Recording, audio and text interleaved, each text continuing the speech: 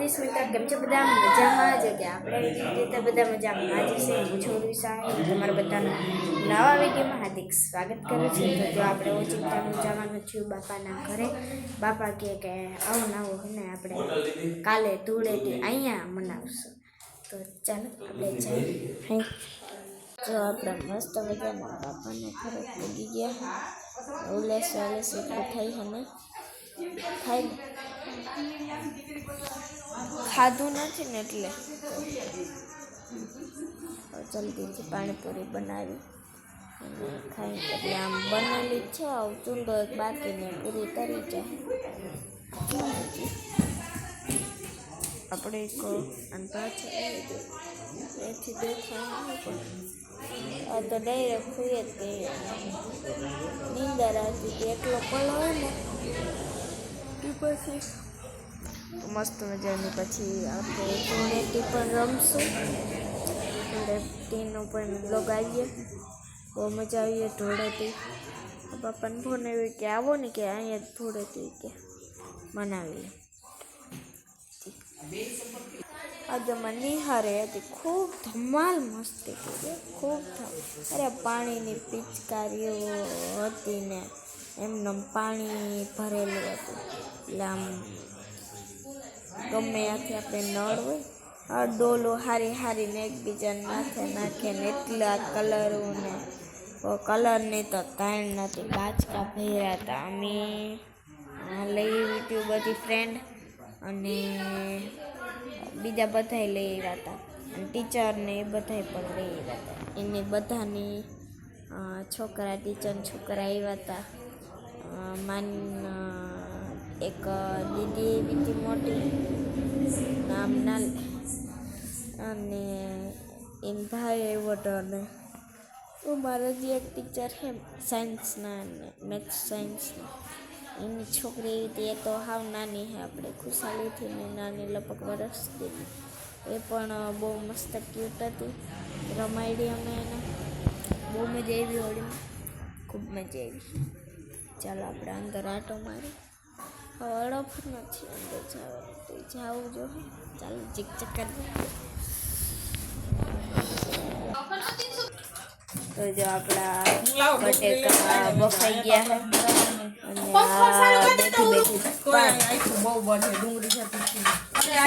પાણી બનાવે બધું છે અને આપણે છે એકોમાં પલડા લીંબુ થોડાક લીંબુડીમાંથી હતા તો જો અસલ પાણી બની ગયું છે આપણે અને પાણી આ જો પ્રતીક્ષાબેન બનાવ્યું આજે એની ચખાડવા જાય છે અહીં બધા બેઠા છે તો આપણે ખાવા બેસી ગયા છે મસ્ત મજાનું જમી લીધું અને બધી બારે બધા બેઠા મસ્ત મજાનું પાણીપુરી મસ્ત મજાની બની હતી બહુ મજા આવી ખાવાની કાલ ધૂળેટી રમવાની બહુ મજા આવી ભરાહું આખા મારા ફ્રેન્ડને બધા આવશે તો આવશે બાકી કંઈ નક્કી હા તે જો મોબાઈલ લઈને બેસી ગઈ છે જોઈ છે અને ઓલી ખરે તો અમે ફુગા કર્યા હતા ને બહુ મજા આવી હતી પાણીના ફુગા ને એકબીજાને ઘરે જઈને ઓચિંતાના માથે તમારે હે ને હોળી રમવી હોય તો શું કરાવવાનું ખબર ફુગામાં આમ આપણે ગંધારું પાણી હોય ને પોદરાવાળું જે આપણી ફ્રેન્ડ હોય ને એનું આમ કડલો બનાવવાનો પછી અમારે તો વોટરનું હોય એટલે એમાં નાખી દઈએ એટલે પછી નળ આગળથી ફુગો રાખી અને પછી નળેથી એમાં ભરી અંદર અને પછી મોટો થઈ જાય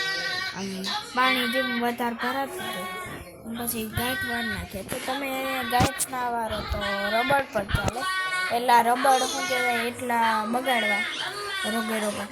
એમ કરતાં હે ને ગાંઠ વાળો ગાંઠ આસાનીથી રહે રબડ થોડુંક મોટું હોય ને એટલે આપણે વીટી થાકી દઈએ એટલે આમ કલાક નીકળી ગઈ એમાં એટલે જલ્દી ઓલી ખરે તમે ડોલ ને એ બધું કરી પછી તમે પાછળ એમ કહેવાય કે તિલાનબાને જવાય ને છોડી આવે તો એવી રીતે અમે હોળી રમ તમે કેવી રીતે રમો એ તો કોમેન્ટમાં જરૂરથી જણાવજો હવે